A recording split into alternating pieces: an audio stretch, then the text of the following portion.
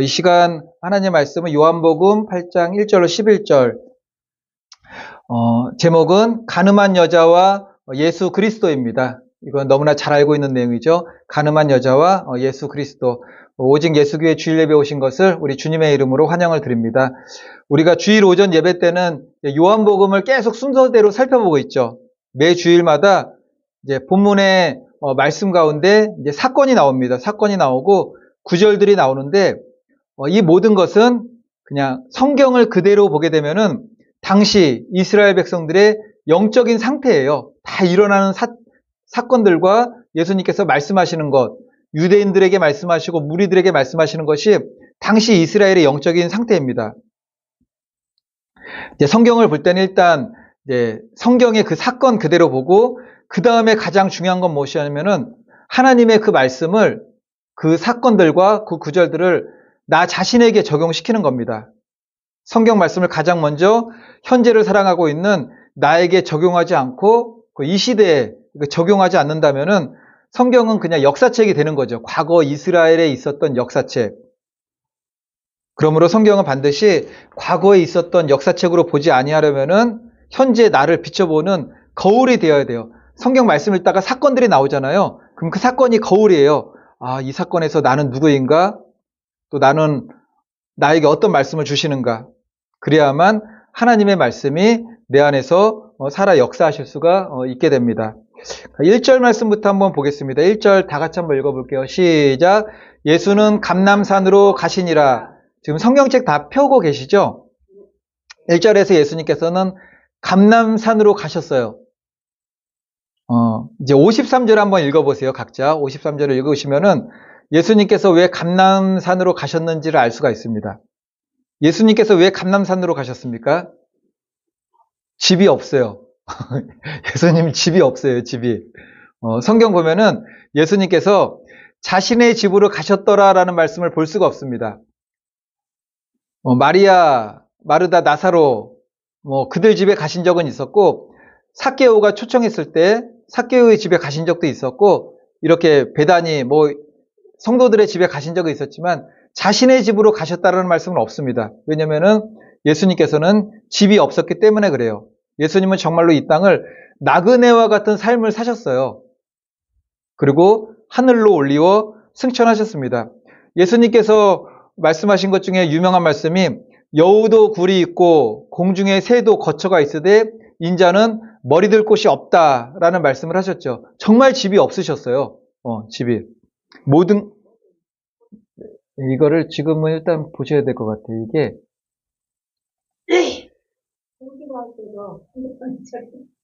그래요? 잠시만요. 이렇게 한 번만 선을 연결해보고.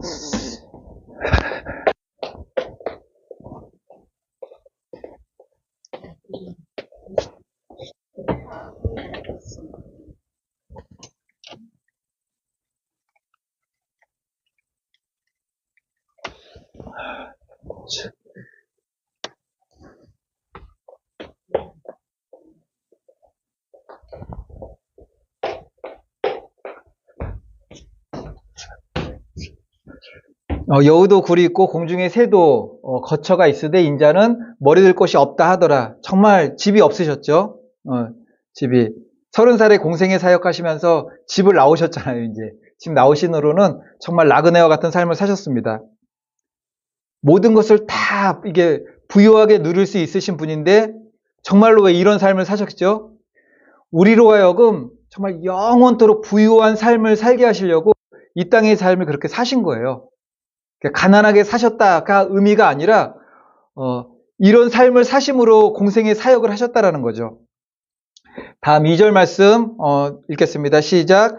아침에 다시 성전으로 들어오시니 백성이 다 나오는지라 앉으사 그들을 가르치시더니 복음서를 보면은 예수님께서 아침에 성전에 오셨다라는 말씀도 많이 나오고 새벽 미명에 이제 기도하셨다라는 말씀들을 찾아볼 수가 있습니다. 깜빡거리나요, 지금? 네.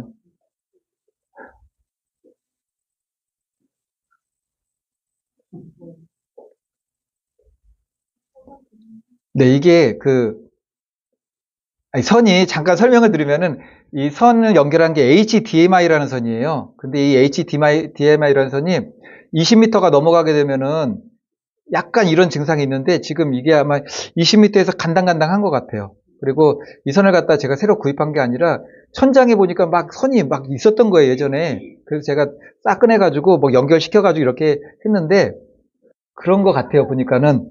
뭐 이게 어쨌든 일단 보겠습니다. 잠시만요.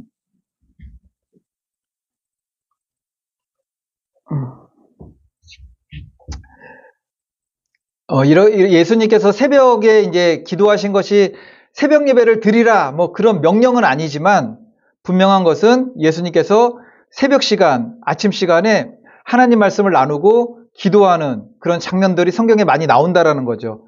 구약에서도 다윗도 내가 새벽을 깨우리로다. 어쨌든 이렇게 기도하는 거는 참 이제 중요합니다. 근데 이 시대는 기도가 사라진 이유가 되었어요. 기도를 할 수가 없는 시대가 되었습니다. 왜 그럴까요? 왜 기도를 할 수 없는 시대가 되었겠습니까? 이 시대는 너무 바쁜 거예요, 이제. 사람들이 분주합니다. 사람들이 분주해요. 기도가 가장 사라지게 된 대표적인 이유는 모든 사람들의 삶이 너무나 바빠지고 분주해졌습니다. 분주함은 기도할 시간을 빼앗아 가버렸습니다. 하지만 그리스도인은 비록 세상에 살지만 하나님과의 교제, 기도하고 성경 말씀을 보고 읽고 나누고 배우는 그 믿음 생활의 삶이 1순위가 되어야 됩니다. 우리 삶의 1순위는 기도가 되어야 돼요. 1순위라고 해서 뭐 하루 종일 기도하는 게 아니죠. 기도 시간을 절대 잊어버리면 안 된다는 겁니다. 예수님께서 이제 겟세마네 동산에서 육신이 피곤하여 이게 잠든 제자들에게 그 자는 것을 보시고 베드로에게 말씀하시되 너희가 나와 함께 1시간도 이렇게 깨어 있을 수 없더냐. 시험에 들지 않게 깨어 기도하라. 마음에는 원이로되 육신이 약하도다. 분명한 것은 기도하지 않는 사람은 반드시 시험에 듭니다. 나의 어떤 상태가 어떤 시험에든 내가 어느 상태일 때 시험에 드는가 하면은 내가 어느 상태에서 내 마음의 감사가 사라지고 내가 어느 상태일 때 내 마음이 막 낙심되고 혼란스럽고 힘든 일이 생기느냐면은 시험이 들면 그렇게 되는 거죠. 시험이 들면은. 시험은 누가 주는 걸까요? 뭐 내 안에 시험이 일어나는 것 같지만 마귀의 별명 중에 하나가 마귀의 또 다른 이름이 시험입니다. 시험. 시험하는 자. 예수님께서 세례 요한에게 세례를 베푸신 후에 광야로 가서 40일을 이제 금식을 하셨습니다. 40일 금식을 하셨습니다. 이때 배고픈 예수님께 누가 찾아왔죠? 마귀가 찾아와서 3가지 시험을 합니다. 이때 성경은 마귀라고 성경에 나오기도 하지만 마귀를 또 어떻게 말씀하느냐면은 밑에 4장 3절 말씀 다 같이 읽어보겠습니다. 시작. 시험하는 자가 예수께 나와서 이르되 내가 만일 하나님의 아들이거든 명하여 이 돌들로 떡덩이가 되게 하라. 마태복음 4장 3절. 마귀는 시험하는 자입니다. 기도하지 않으면은 시험하는 자 마귀가 역사하는 거예요. 마귀는 눈앞에 보이지 않죠. 영적인 존재입니다. 그래서 우리 생각에 계속 시험을 주는 거예요. 생각에. 어떤 사건이 딱 있게 되면은 마귀가 시험을 줘서 그 사건에 꼬리를 무는 생각을 주는데 마귀가 자꾸 그 생각을 넣는 거죠. 시험에 들게 되니까는. 마귀는 시험하는 자입니다. 기도하지 않으면은 시험하는 자 마귀에게 항상 이게 패하는 삶을 살게 되는 거죠. 내 안에 감사가 사라지고 내 안에 하나님의 말씀으로 승리할 수 있는 그것들이 떠오르는 것이 아니라 나의 인간적이고 세상적인 계산들이 자꾸 떠올라가지고 지게 만드는 거죠. 하루 1시간씩 성경은 이제 기도하라고 그러죠. 1시간씩. 이거는 뭐 1시간의 의미도 있고 최소한의 기도 시간을 확보하라 그것도 있지만 1시간도 정말 맞아요. 그러니까 우리 장년부 성도님들은 물론이고 청년들도 반드시 하루에 1시간씩은 기도해야 됩니다. 그러므로 기도는 혼자 할 수도 있지만 혼자 하는 것보다 연합해가지고 같이 기도할 때가 기도의 힘이 생겨요. 그래서 교회 와서 함께 기도할 때가 가장 강한 겁니다. 교회 와서. 그리고 나라와 민족을 위해서 기도할 때도 혼자 골방에서 기도하지만 세이브 그 코리아 국가 비상 기도회 다 모여서 기도하잖아요. 어제도 같이 이제 가서 기도하고 하는데 은혜가 있는 거죠. 힘이 있습니다. 힘이 있어요. 마귀는 시험하는 자 반드시 1시간씩은 기도해야 됩니다. 그러니까 우리 청년들도 될 수 있으면은 새벽 예배 나와가지고 같이 기도하시고 우리 예배 끝나고 나서 보통 20분씩 30분씩 기도하는데 기도하면서 이게 경건의 훈련이죠. 이제 기도의 명언들이 많아요. 이제 지금 나오는 이제 사진은 로마 카톨릭 사제로 있다가 이제 종교개혁한 사람들이 많잖아요. 뭐 종교개혁하면은 뭐 루터도 생각이 나고 뭐 존 칼빈도 생각이 나고 스코틀랜드 장로교 창시자가 누구냐면은 존 녹스라는 이제 목사님이죠. 로마 카톨릭에 있다가 이제 이게 돌아왔는데 이분이 남긴 이제 굉장히 유명한 말이 기도하는 한 사람은 기도 안 하는 한 민족보다 강하다예요. 기도하는 한 사람이 기도가 없는 한 민족보다 강하다. 기도해야 됩니다. 반드시 우리는 기도해야 되는 거죠. 다시 2절 말씀으로 들어가서 예수님께서 아침에 성전에 들어오시니까는 백성들이 다 나와 있었습니다. 예수님께서 앉으셨고 그들을 이제 가르치셨습니다. 하루를 시작하는 아침을 하나님 말씀으로 시작하는 거죠. 그리고 기도로 시작합니다. 그래서 새벽 예배, 아침 예배가 너무나 귀한 것입니다. 이제 3절부터는 유명한 간음 중에 현장에 붙들려온 이제 여자 이야기가 시작이 되죠.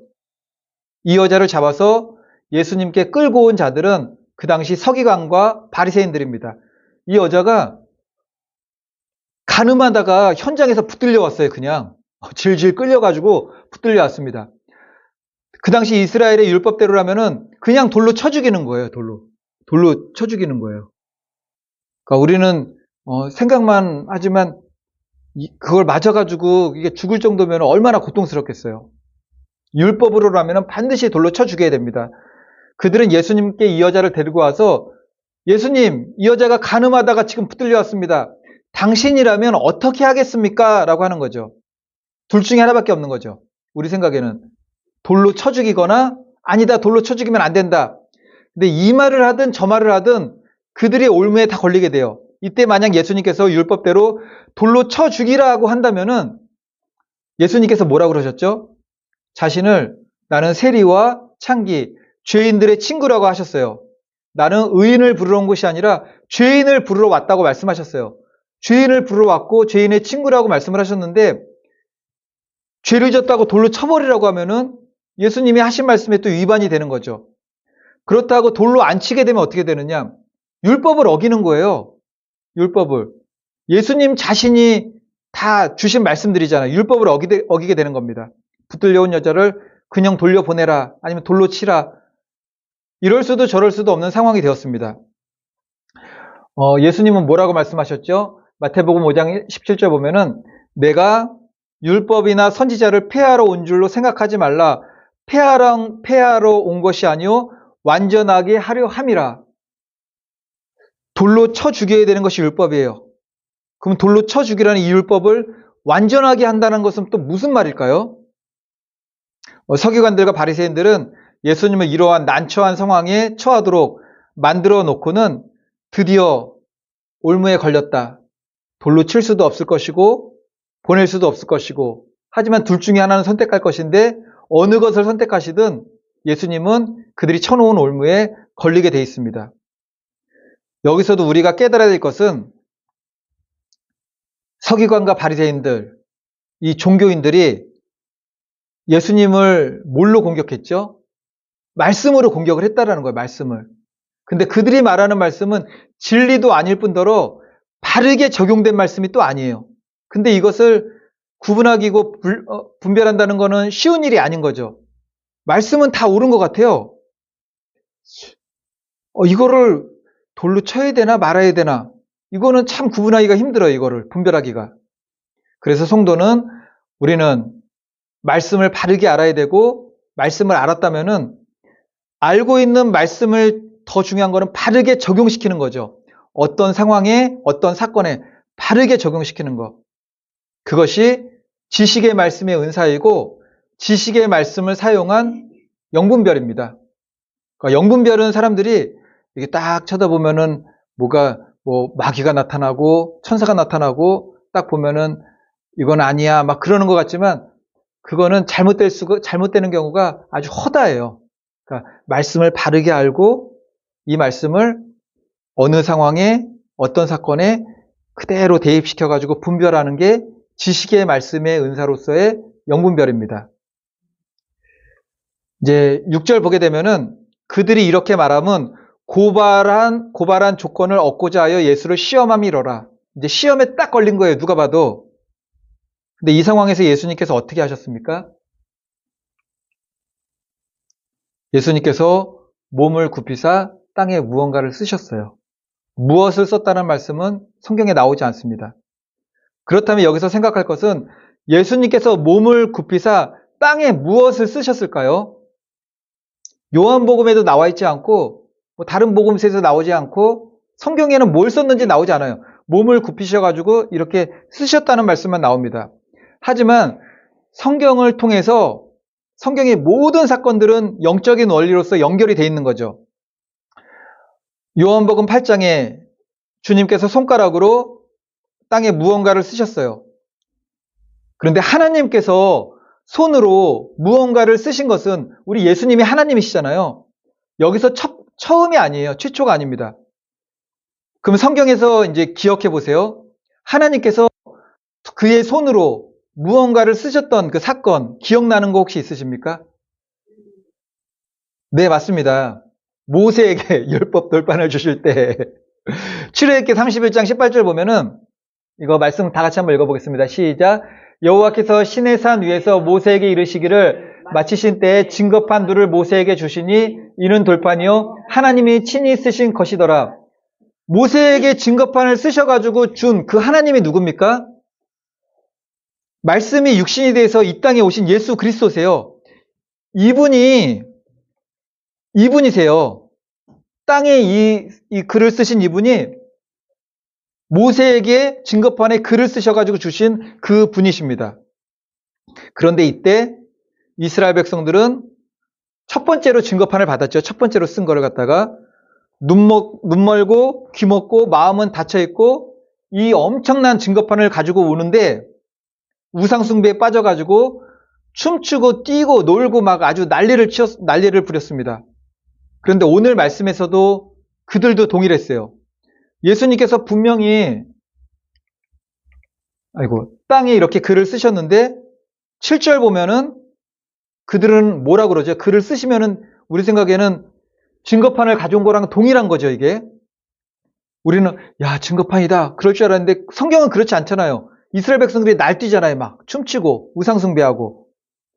이때도 마찬가지였습니다. 예수님께서 글을 쓰는데 8절 말씀 보면은 다 같이 읽어보겠습니다. 시작. 그들이 묻기를 맞이 아니하는지라 이에 일어나 이르시되 너희 중에 죄 없는 자가 먼저 돌로 치라 하시고 그들이 묻기를 맞이 아니하는지라. 말씀이 좀 어렵지 않습니다. 그들이 묻기를 저한테 누군가 막 얘기하면은 더 이상 말하기를 맞이하지 마. 막 그런 말을 안 쓰는데 왜 이거를 좀 쉽게 고쳤으면 좋을 것 같은데 쉬운 성경 보니까는 사람들이 계속 예수님께 물었다, 말했다 그 얘기예요. 글을 쓰는데도 이 여자 어떻게 할 겁니까? 당신 어떻게 할 겁니까? 당신 돌로 칠 겁니까? 안 칠 겁니까? 계속 말했다는 거예요. 그러니까 그들은 이게 똑같은 거죠. 율법을 가지고 왔는데도 눈이 가리고 귀가 닫히니까 율법은 보이지도 않고 우상숭배만 하고 있는 겁니다. 글을 쓰고 있는 거 똑같은 거죠. 예수님께서 분명히 하나님의 말씀을 적었겠죠. 그런데도 이게 안 보이는 거예요. 이 여자 어떻게 할 겁니까? 예수님을 시험에 들게 하려는 그 생각만 가득한 거죠. 그들은 자신들이 무슨 짓을 하고 있는지 깨닫지 못하고 영적인 자신들의 실체, 현실을 모르니까는 이제 예수님을 우리가 시험에 빠뜨렸다 그 얘기만 하는 거죠. 성경에 하나님이 또 손이 나타나서 글 쓴 사건이 있습니다. 네, 우리 전도사님께서 말씀하신 다니엘서 5장 보면은 벨사상 왕이 이제 잔치를 베풀어요. 근데 벽에서 손가락이 확 나와가지고 글을 막 씁니다. 메네, 데겔, 우바르신. 이때 이 글씨의 의미를 아무도 모릅니다. 다니엘이 나타나가지고 그때 해석을 하죠. 왕을 저울에 달아보니 부족함이 있고 왕의 시대는 여기서 끝났다라는 거예요. 그러니까 왕 여기서 끝났다. 그날 밤 그냥 다 끝나버려요, 정말로. 지금 현재 예수님을 공경에 빠뜨리겠다며 간음한 여인을 붙잡아서 판결 요구하는 서기관들과 바리새인들, 즉 이스라엘의 영적인 상태가 이와 똑같다라는 거예요, 지금. 구약시대 모세가 돌판 가졌을 때 막 우상 숭배하고 춤췄던 이들, 깨닫지 못하고 막 파티 열고 막 이게 손이 나타났는데도 막 모르는 거죠. 그런데도 그들은 자신의 영적인 현실을 모른 채 주님을 시험합니다. 다시 한번 예수님께서 두 번째 쓰는 거예요, 이번에는. 바닥에다 한 번만 쓰신 것이 아니라 이때 한 번 썼어요. 그 다음에 그때도 막 묻기를 맞이 아니한지라 그러니까는 두 번째 씁니다. 그런 그들을 향해 예수님께서 너희 중에 죄 없는 자가 먼저 돌로 치라 말씀하시고 다시 몸을 굽혀 두 번째 손가락으로 땅에 무언가를 이게 쓰셨습니다. 그랬더니 이번에는 어떻게 됐죠? 처음에는 뭐 썼는데도 막 얘기하더니 두 번째에는 9절 말씀 보니까는 다 같이 읽어보겠습니다. 시작. 그들이 이 말씀을 듣고 양심의 가책을 느껴 어른으로 시작하여 젊은이까지 하나씩 하나씩 나가고 오직 예수와 그 가운데 섰는 여자만 남았더라. 그러면 예수님께서 두 번째 손가락으로 땅에 쓰신 것은 무엇이고 이번에는 왜 그들이 양심의 가책을 느껴 예수님을 떠나갔겠습니까? 동일한 거예요. 이거를 보면은 이제 영적인 원리를 알 수 있는 거죠. 다시 말씀을 주신 거예요, 다시. 그리고 하나님께서 그들 가운데 두려움을 이제 주신 거죠. 두려움을.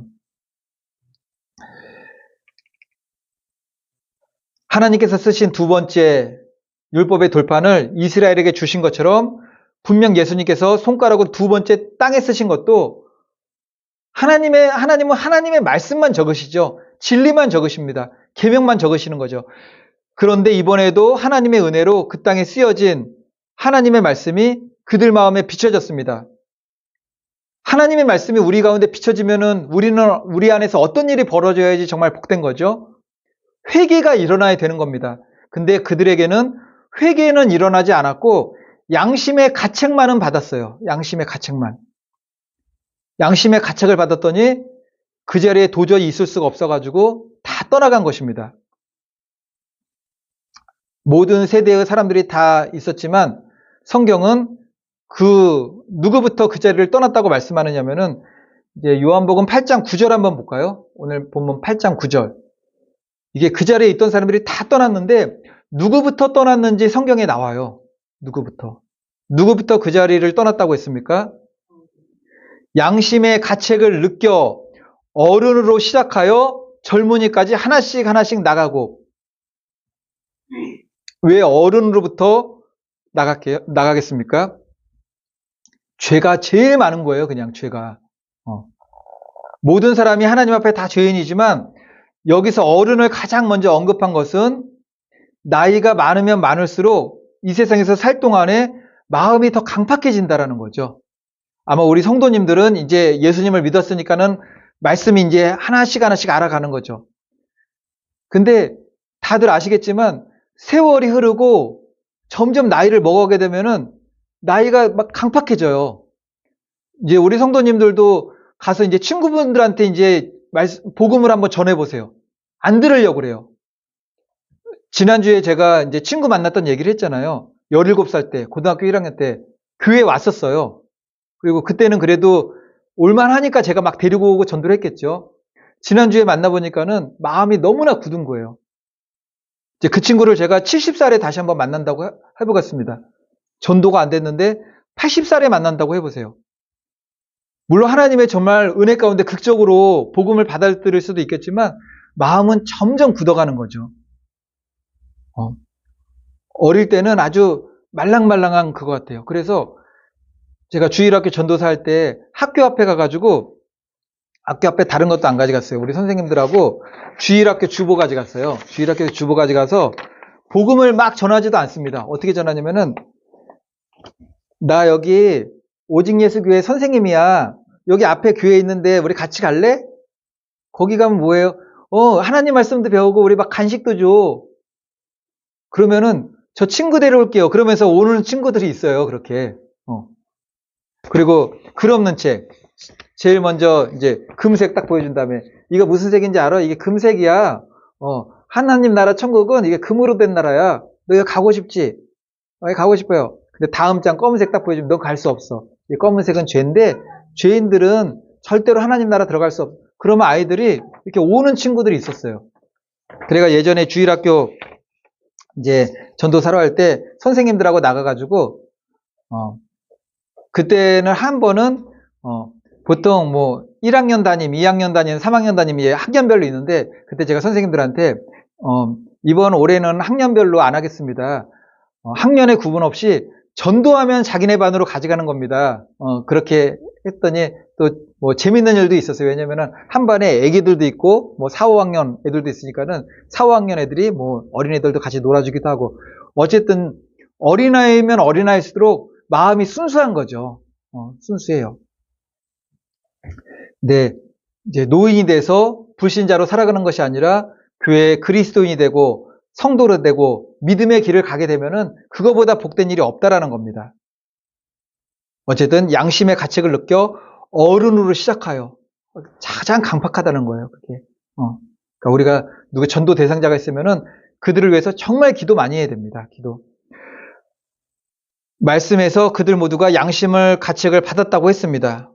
근데 양심의 가책을 받는 것과 회개하는 것은 전혀 다른 결말을 맞게 됩니다. 양심의 가책을 받게 되면은 괴로워요. 내가 죄인인 것을 알고 회개하는 것도 괴롭지만 양심의 가책을 받고 괴로워하는 것도 힘든 일이죠. 그런데 양심의 가책을 받게 되면은 괴로워는 하지만 다 주님 곁을 다 떠났어요, 그냥. 나의 죄가 드러나는 것도 싫고 그냥 싫은 거죠. 이거를 가장 먼저 한 사람이 누구죠? 아담과 하와가 선악과를 따먹었어요. 불순종했습니다. 죄가 들어왔어요. 양심으로 괴로워는 하지만 하나님의 낯을 피하여 동산나무 사이로 숨어버립니다. 양심이 괴로운 것은 회개가 아닌 거죠. 나 그 일 때문에 괴로워, 막 괴로워, 정말 힘들어. 내가 왜 그런 일을, 나 바본가 봐. 왜 그 일을 했을까? 양심으로 괴로워하는 것으로는 구원을 받을 수가 없는 거죠. 가룟 유다가 그랬습니다. 예수님을 은30에 팔았던 것이 너무나 괴로웠지만 회개는 하지 않고 아주 잘못된 선택을 하게 되죠. 회개는 무엇인가 하면은, 그러니까 주님 앞에 엎드리는 거예요. 정말 회개하는 사람은 주님 앞에 엎드리고 주님을 떠나지 않습니다. 주님, 제가 죄인입니다. 나 같은 죄인을 받아주시고 나를 구원하여 주소서. 주님께서 나를 멀리 하시면은 나는 영원히 멸망할 수밖에 없습니다. 아버지를 떠나 집 나갔던 둘째 아들 탕자처럼 아버지께로 다시 돌아오는 겁니다. 가자, 아버지의 집으로 주님 앞에 항복하고 하나님 앞에 나오는 것, 이게 회개입니다. 결국 예수님과 가늠하다 붙들려온 여자만 남게 되었습니다. 율법을 가지고 예수님을 시험하고 도전하려던 그 사람들은 다 어디로 갔습니까? 여기서 우리가 다시 한번 깨달아야 되는 것은 그들은 다름 아닌 진리의 말씀 대신 예수님께 말씀으로 도전을 했다는 거죠. 우리가 어떻게 미혹되느냐면은 신천지에 미혹되는 사람들 많잖아요. 신천지에. 말씀으로 미혹되는 겁니다. 구원파에 미혹되는 사람들, 말씀으로 미혹되는 겁니다. 신천지, 초신자들이 들어가기도 하지만 교회를 상대로 와요. 교회를 상대로. 그러니까는 교회에서 문제가 있으니까는 신천지가 큰 대두가 되는 거죠. 교회에 신천지가 들어와가지고 자꾸 이상한 말씀을 하는데 우리는 분별을 못하는 겁니다. 그러니까 우리의 믿음을 완전히 떠나게 하게 하는 거는 말씀으로 미혹되면 그냥 떠나가게 돼요. 말씀으로 미혹되면. 그들은 율법으로 여자를 고소했는데 증인이 될 사람들이 아무도 남지 않았어요. 율법으로 이게 그들을 갖다가 이게 율법을 선고해서 집행하려면은 최소한 몇 명이 있어야 되죠? 2사람 있어야 됩니다. 2증인. 그런데 아무도 남지 않고 다 떠나갔어요. 주님 앞에 남아있지 못하고 떠난 이유는 하나입니다. 회개하지 않는 이들은 다 떠나가게 된다라는 거죠. 이제 여자하고 예수님과 단둘이 남게 되었고 예수님께서 여자에게 물었습니다. 여자여, 너를 고발하던 그들이 다 어디에 있느냐? 너를 정죄한 자가 없느냐? 여자가 둘러보더니 사람이 아무도 없습니다. 나를 정죄한 자들도 다 가버렸습니다. 이 세상에서 나를 정죄할 수 있는 사람은 아무도 없습니다. 나를 정죄하고 나를 판단할 수 있는 사람은 아무도 없어요. 이 세상 사람 그 누구도 누군가를 정죄하고 판단할 수는 없습니다. 오직 하나님만이 우리를 정죄할 수가 있어요. 판단할 수가 있습니다.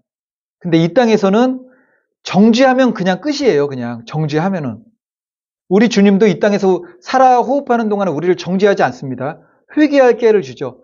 근데 정죄는 심판 선고를 내리는 거예요. 너는 죄인이다 그러면은 하나님 심판대 앞에서는 정죄를 받는 거죠. 의인이든 악인이든. 이제 마지막 11절 보면은 예수님께서 여자에게 말씀합니다. 우리 다 같이 한번 읽어보겠습니다. 시작.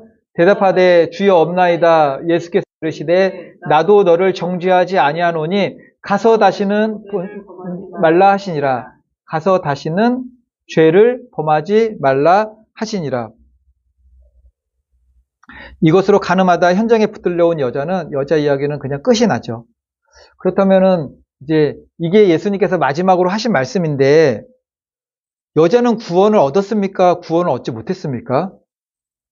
성경에는 정확하게 예수님께서 내 믿음이 너를 구원하였도다 그런 말씀이 있잖아요. 내 믿음이 크도다 말씀하셨는데 여기는 그런 말씀이 없어요. 이 여자가 구원을 받았을까요? 받지 않았을까요? 근데 전체적인 맥락, 말씀의 흐름과 이 말씀되어지는 것에서 영적인 원리를 찾아보게 되면 이 여자는 구원을 얻었다고 볼 수 있습니다. 이제 가장 먼저 예수님께서 땅바닥에 손으로 무언가를 쓰실 때 양심의 가책을 받은 이들은 다 떠났죠. 양심의 가책이라는 것이 내가 무슨 잘못을 한 거 아는 거예요. 근데 이것을 이게 고백하고 회개할 수는 없는 거죠. 그러니까 죄는 다 부끄러운 거잖아요. 그래서 도둑들이 다 떠나가는 거잖아요. 도망 다니고 떠나가고. 그리고 정말 회개를 못하면은 누군가를 볼 때 내가 잘못한 사람 보면 때 자꾸 막 피해가게 되는 거죠. 이렇게. 모든 사람이 양심의 가책을 받고 그 자리를 떠났습니다. 우리 주위에도 양심의 가책을 받으면은 아예 떠날 수 없으니까는 미안한 마음에 어물쩡거리는 사람들이 있어요. 막 그런 게 있잖아요. 막 어물쩡 이게 딱 보면 우리가 딱 보면서 양심은 있나 보네. 막 그러잖아요. 그런데 양심의 가책을 받는 것과 정말 잘못한 것을 뉘우치고 회개하는 것은 좀 다른 거예요. 좀 다른 겁니다. 모두가 마음이 찔리는 것이 있어 예수님을 떠났을 때 여자도 그때 같이 떠날 수가 있었겠죠. 막 군중들 무리들이 사라지게 될 때 여자는 떠나지 않은 거죠. 회개한 사람은 예수님 발 앞에 엎드려 있는 사람입니다. 마지막까지. 그리고 여자가 예수님을 부르는 호칭을 보면은 서기관들과 바리새인들은 이제 4절에서 막 예수님께 얘기한 다음에 예수님께 여자를 데리고 난 다음에 선생님 이렇게 말해요. 선생님. 선생이라는 호칭은 존칭이기는 하지만 이게 그리스도이시고 메시아이고 그런 고백은 아닙니다. 그런데 여자는 예수님을 어떻게 불렀느냐면은 11절 보면은 주여라고 부르요. 주여. 복음서를 보게 되면은 은혜와 진리 되신 예수 그리스도께 구원의 은혜를 입은 이들은 주여라는 말을 다 해요. 주여라고. 바리새인 서기관들이 예수님께 주여라고 하는 말은 거의 찾아볼 수가 없어요. 어느 때 주여라는 말을 했는지 한번 볼게요. 우리 위에서부터 쭉 한번 읽어볼까요? 밑에 9절까지 한번 읽겠습니다. 시작. 백부장이 대답하여 이르되 주여 내 집에 들어오심을 나는 감당하지 못하겠사오니 다만 말씀으로만 하옵소서. 그러면 내 하인이 낫겠사옵나이다. 마태복음 8장 8절 말씀. 아멘. 여자가 시작. 여자가 대답하여 이르되 주여 올소이다마는 상 아래 개들도 아이들이 먹던 부스러기를 먹나이다. 마가복음 7장 28절 말씀. 아멘. 예수께서 시작. 예수께서 한 동네에 계실 때 온몸에 나병 들린 사람이 있어 예수를 보고 엎드려 구하여 이르되 주여 원하시면 나를 깨끗하게 하실 수 있나이다 하니 누가복음 5장 12절 말씀. 아멘. 삭개오가 시작. 삭개오가 서서 주께 여짜오되 주여 보시옵소서 내 소유의 절반을 가난한 자들에게 주겠사오며 만일 누구의 것을 속여 빼앗은 일이 있으면 내 갑절이나 갚겠나이다. 누가복음 19장 8절 말씀. 아멘. 시몬 베드로가 시작. 시몬 베드로가 대답하되 주여 영생의 말씀이 주께 있사오니 우리가 누구에게로 가오리까? 요한복음 6장 68절 말씀. 아멘. 다 주님 그러는 거죠. 주님. 주는 그리스도시요 살아계신 하나님의 아들이십니다. 성도님들께서는 우리 주님께서 예수님께서 그리스도이시고 내 영혼의 구원자이심을 믿으십니까? 주여라는 고백이 반드시 있어야 돼요. 정말 주여라는. 주님은 나의 구원자시고 그리스도이시고 살아계신 하나님의 아들이십니다. 진실로 이 믿음이 내 안에서 믿어지고 인정되어질 때 그때 진실로 내 안에서 회개가 나오고 회개하라 천국이 가까웠느니라 내 안에 하나님의 나라가 임하게 되는 것입니다. 성경은 율법은 모세로 말미암아 주어진 것이라고 했어요. 물론 모세를 통해서 주어졌지만 하나님께서 주신 말씀이죠. 율법은 죄가 무엇인지 알게 하고 죄인을 죄인으로 정죄하는 말씀이에요. 그런데 예수님께서는 그 율법을 폐하러 오신 것이 아니라 완성하러 오셨대요.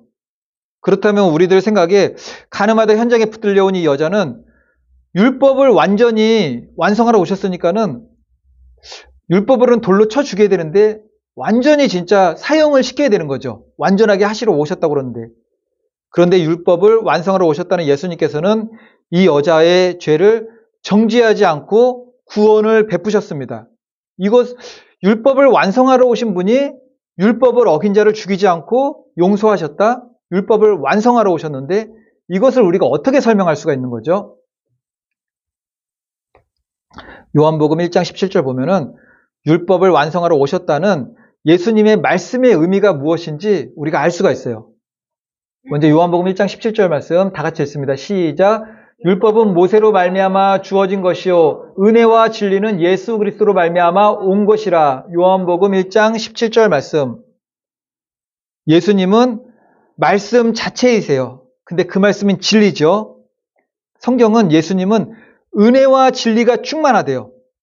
그러니까는 지금 예수님께서 이 여자에게 대했던 것은 율법으로만 대한 것이 아니라 은혜와 진리, 은혜와 율법, 공의와 사랑 이렇게 같이 들어간 거죠. 이게 아주 대표적으로 나온 것이 십자가 사건입니다. 이 여자에게 율법으로만 대하면은 돌로 쳐야 돼요. 근데 은혜와 진리입니다. 은혜와 진리, 공의와 사랑. 그 은혜와 진리 교회에 있죠. 조용기 목사님 그 동생분이 조용목 목사님이신데 은혜와 진리 교회예요. 그 이름이 은혜와 진리 교회. 우리 밑에 말씀 요한복음 1장 14절 말씀도 읽겠습니다. 말씀이 육신이 되어 시작.